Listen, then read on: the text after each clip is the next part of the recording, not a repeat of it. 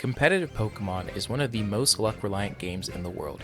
There are only two portions of VGC that are not reliant on luck: Team Preview and Team Building. At Regionals, Internationals, and Worlds, many matches are decided at the Team Preview screen. Today we're going to talk about Team Building, so let's get right into it. I'm hoping at the end of this video, you have all of the tools and resources necessary to build your own team with your favorite type of Pokemon. Every strong team starts first with a clear idea. It might be that I want to win regionals with Kieran Black because I believe ice types are secretly broken in this format. Or I want to showcase Cresselia and Ursaluna on a Trick Room team.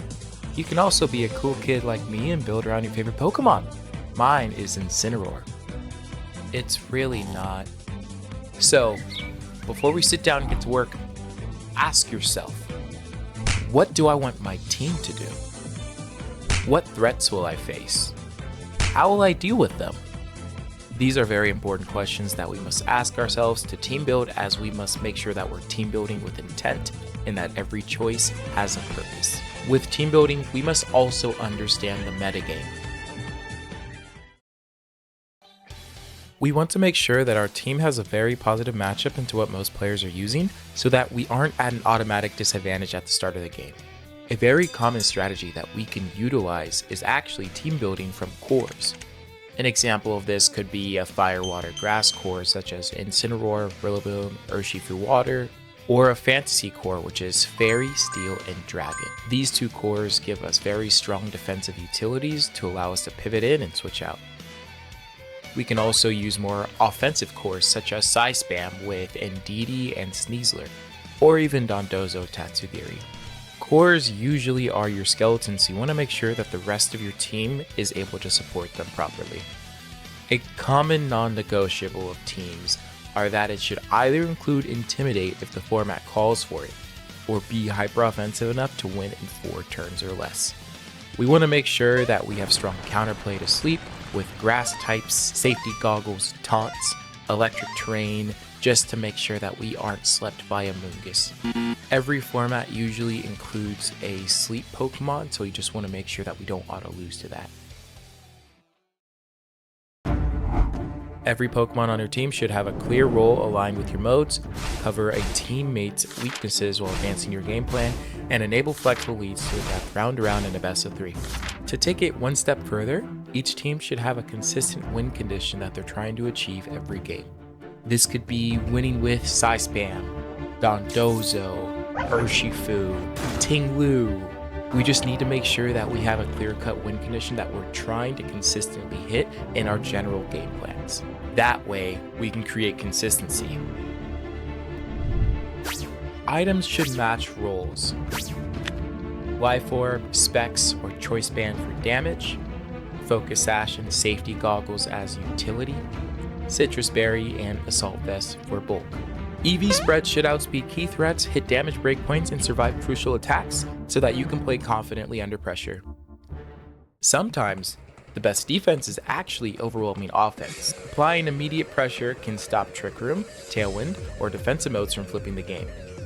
Let's take a look at pins. A pin is the combination of a high-powered single-target nuke and a spread move that covers the resistances of that nuke, forcing your opponent into a lose-lose position because they cannot switch safely or protect without losing a crucial piece. Perfect examples could be Calyrex Shadow Rider and Zacian.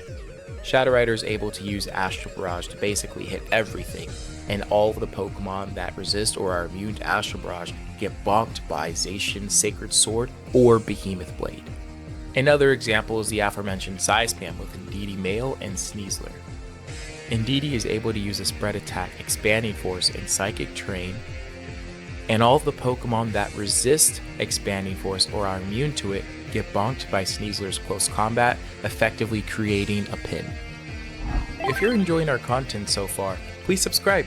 We're hoping to post bi-weekly and provide the best content for players in the scene. We also have a Discord community. We offer monthly group coaching provided by top players, as well as monthly prize pool tournaments to support suicide awareness. Our last tournament reached over 300 signups.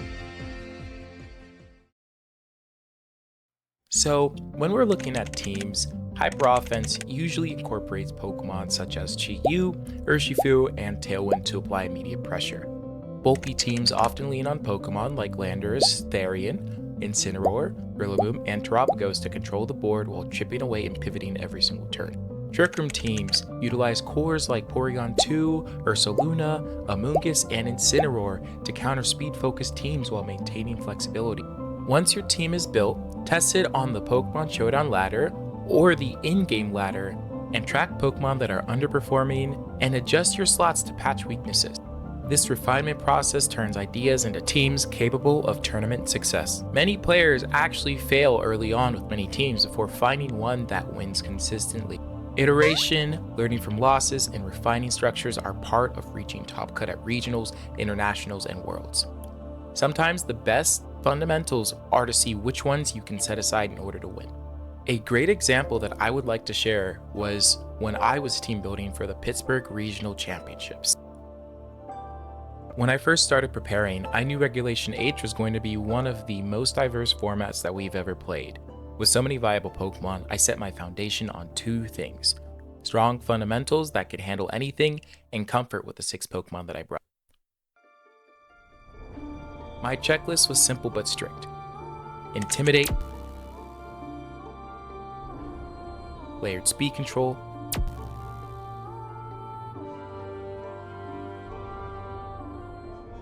at least one priority move, reliable nuke with the spread and single target pin,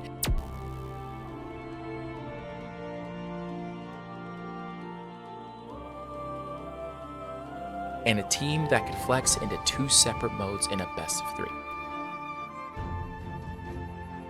I experimented with a lot. Mamoswine for ground and ice coverage, Gliscor for Tailwind and to one-shot Sneasler with dual Wing Beat, and even different Terra types on Incineroar and Gholdengo.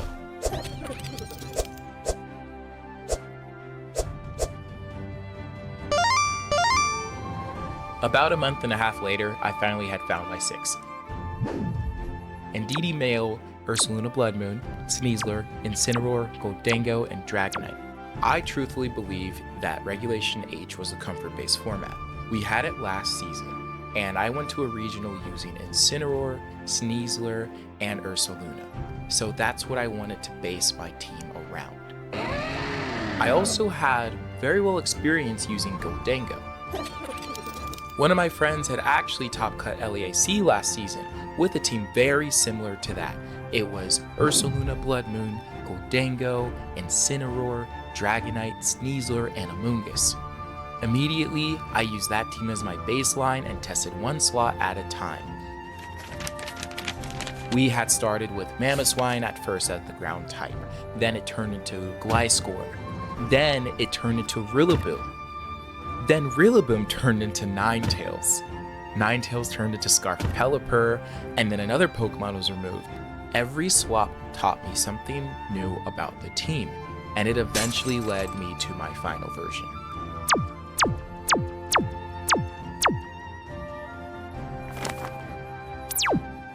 I think it's also important to look into the foundation and the fundamental.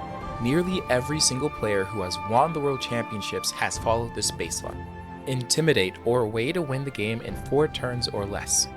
2 natural sleep immunities, or a way to disable it entirely, such as Misty Terrain or Electric Terrain. Speed control, such as Icy Wind, Electro Web, Tailwind, or Trick Room.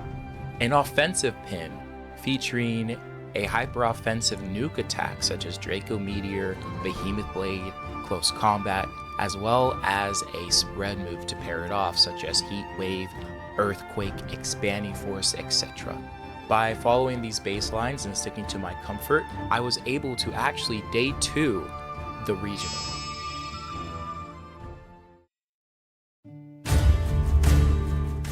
Pokemon is a game that rewards systematic preparation and confident in-game execution. By structuring your building process, understanding the metagame, and preparing with clear goals and counterplay, You will build teams that are consistent, adaptable, and capable of very deep runs at regionals, internationals, and worlds. Combine creativity with structure, practice with analysis, and ambition to prepare to become a player capable of executing on the biggest stages of competitive Pokemon.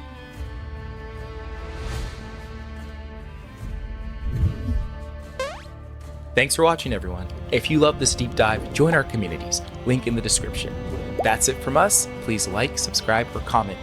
Have a good one, everyone, and I'll see you around.